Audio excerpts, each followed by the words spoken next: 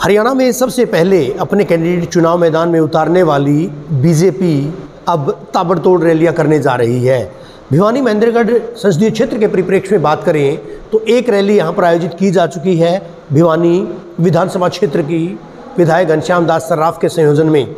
आगे की रैलियों का क्या खाका है और किस तरह से पार्टी जो है अब जन जन तक जाएगी, उसको लेकर बात करने के लिए भिवानी महेंद्रगढ़ संसदीय क्षेत्र से बीजेपी के संयोजक शंकर धोपड़ा जी हमारे साथ हैं, उनसे बात करेंगे। धोपड़ा जी, क्या कहेंगे, रैलियों का सिलसिला जो अब शुरू हो चुका है, किस तरह से आगे खाका तैयार किया जाए? देखिए रवि जी, आपने ठीक कहा, हमारी एक रैली भिवानी में हो चुकी।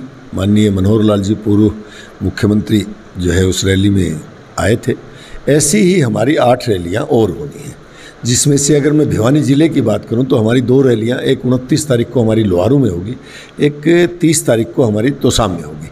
इसी प्रकार से हमारी दादरी और बाडड़ा की 2 रैलियां हैं। और नारनौल ज़िला, अगर मैं महेंद्रगढ़ ज़िले की बात करूं तो 4 रैलियां हमारी वहां होनी है। अब हमारी 21 तारीख को नांगल चौधरी में रैली होनी है, तो उसके नाते से हमारी तैयारियां पूरी तरह से जो है जारी हैं। और हमारे कैंडिडेट हैं, हमारे दूसरे पदाधिकारी हैं, वो सभी के सभी कार्यकर्ता जो है वो फील्ड में रोज़ाना जाते हैं, लोगों के बीच में जाते हैं।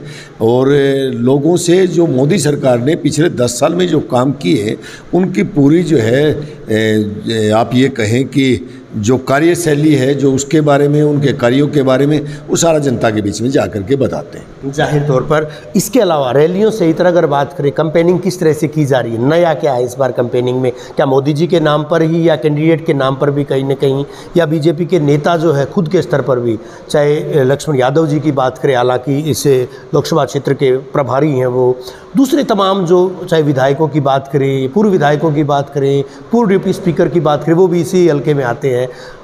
इस अगर ज़िले की बात करूँ, 2 मंत्री भी दिए हैं, वो अपने स्तर पर किस तरह से, क्योंकि आप तो पूरे इस लोकसभा क्षेत्र के जो है ओवरऑल इंचार्ज हैं, तो कैसे मैनेज किया जाएगा?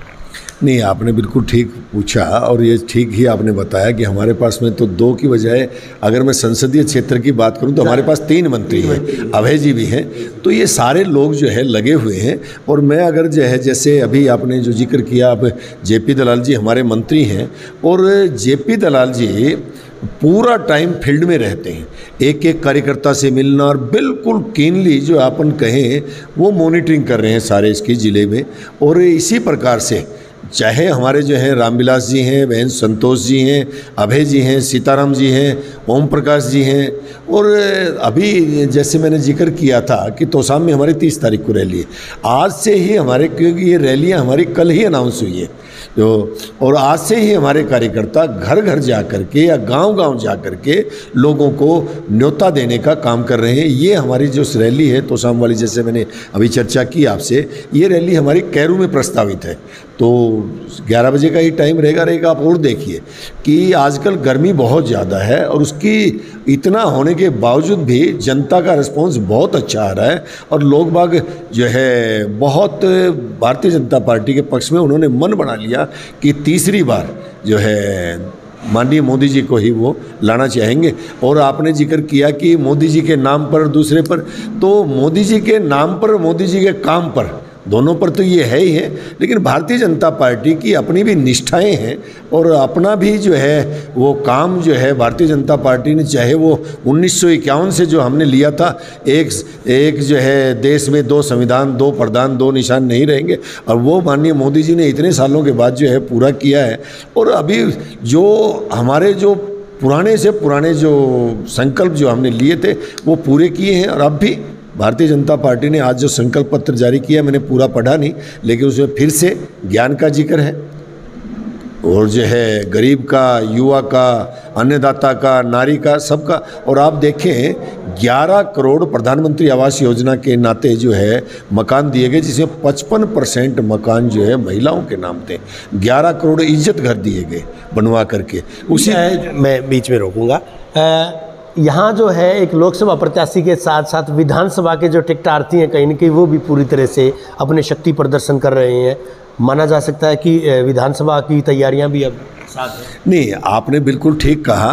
भारतीय जनता पार्टी इस चुनाव के नाते अपनी तैयारियां वो तो करी नहीं। लोग बाग जब वोट मांगने जाते हैं तो जो जो टिकटार्थी हैं, जो आपने कहा, या जो है जिनके दिल में है, वो सारे के सारे कार्यकर्ता लगे हुए और लगना भी चाहिए।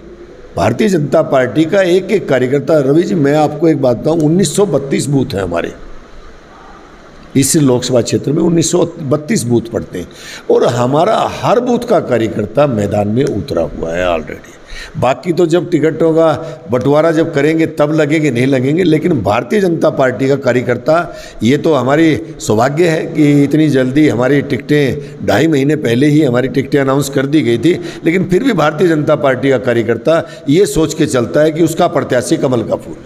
शुक्रिया आपसे बात करने के लिए शंकर धोपड़ा जी, और इस पूरे लोकसभा क्षेत्र के ये संयोजक है यानी ओवरऑल इंचार्ज हैं। इनका कहना है कि तैयारियां मुकम्मल की गई हैं। आने वाली जितनी भी रैलियां होंगी, 8 रैलियां और प्रस्तावित हैं, तमाम रैलियों में न केवल पूर्व मुख्यमंत्री बल्कि मुख्यमंत्री भी आएंगे और इसके अलावा दूसरे तमाम नेता जो है उन्होंने प्रचार अभियान चला भी रखा है। यानी प्रत्याशी एक ही है, वो है कमल का फूल। अब लोग कितना एक्सेप्ट करेंगे ये तो वक्त बताएगा, लेकिन बीजेपी के नेता ज़रूर दावे कर रहे हैं कि इस बार जो एक बार फिर से 400 पार जाएंगी। वीडियो जर्नलिस्ट सुमित अवस्थी के साथ रवि जांगड़ा, इंडिया न्यूज़, हरियाणा।